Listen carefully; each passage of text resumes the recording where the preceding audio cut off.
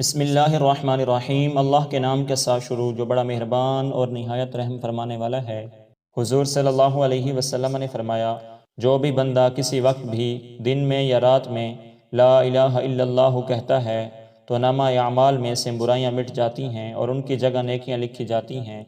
حضور صلی اللہ علیہ وسلم نے ارشاد فرمایا، تمام اذکار میں افضل لا الہ الا اللہ ہے اور تمام دعاؤں میں افضل الحمدللہ ہے۔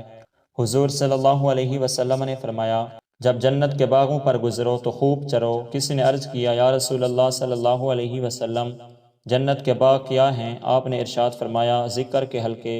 حضور صلی اللہ علیہ وسلم نے فرمایا، لا الہ الا اللہ سے نہ تو کوئی عمل بڑھ سکتا ہے اور نہ یہ کلمہ کسی گناہ کو باقی چھوڑتا ہے۔ حضور صلی اللہ علیہ وسلم نے فرمایا، اللہ تعالیٰ اس شخص پر رحم نہیں کرتا جو لوگوں پر رحم نہیں کرتا۔